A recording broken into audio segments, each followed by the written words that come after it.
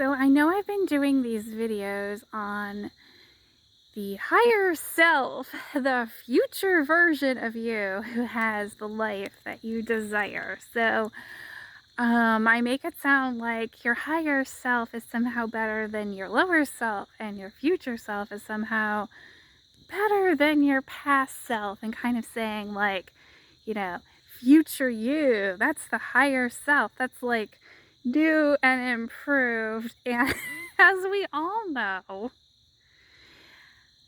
and I think everybody knows this, sometimes new and improved is not new and improved. So as we go forward, like, I know if any of you use software and like the next version added some bugs, lost some features, got like anti-features. I mean, I do have a way of fixing the software problem to some extent, but you know, just because something is new doesn't mean it's improved. In fact, sometimes it can be a downgrade. And what's weird is I really didn't want to face up to that fact because I was so enthralled with this idea of the higher self, the future version of you who has the life you desire. And I think what comes up for a lot of people is they don't really know that the future version of them would really have a better life. Does that even make sense? I mean, like, maybe not.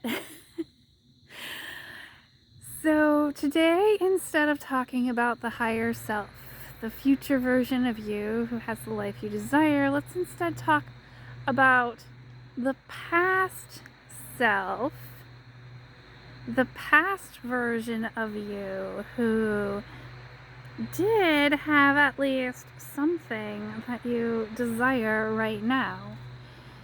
So there's always this focus on moving forward into the future, into this better version of you.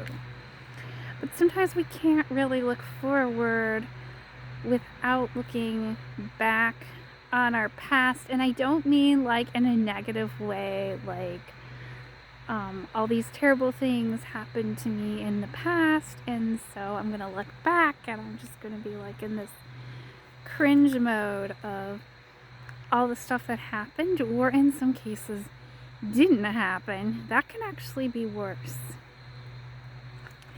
Instead, we're going to talk about being inspired by our past selves and taking the skills and the knowledge that we have now and being able to embody the past self. And some people think of it as like inner child or something like that, but I mean, I think that's not really necessarily what I'm getting at, because sometimes it's not even about being a kid. It might be being a young adult, or maybe somebody who like just recently retired if you're like super old.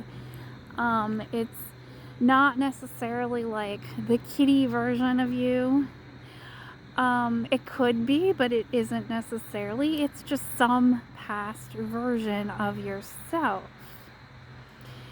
And sometimes when we're looking for inspiration, we're looking for people outside of ourselves, people who have done all the things, who are like inspiring people. So then we go, like, we watch their content, we read their posts, we're like, yay, this person is so amazing.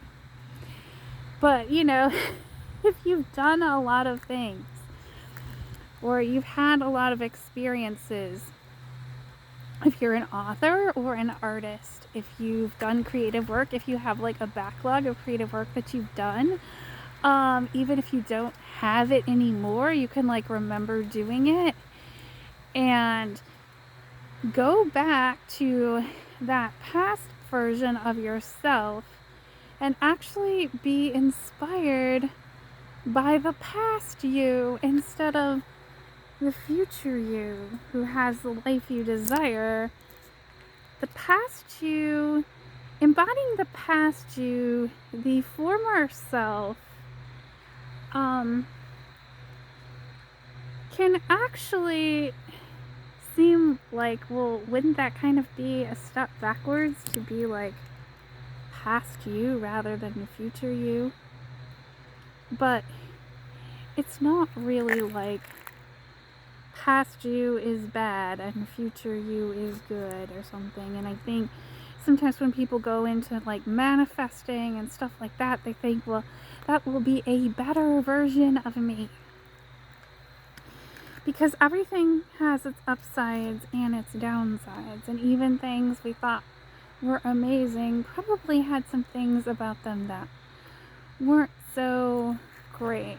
So when we're talking about being inspired by our past selves, we're talking about being inspired by the positive aspects of our past self, the self that we really enjoyed embodying,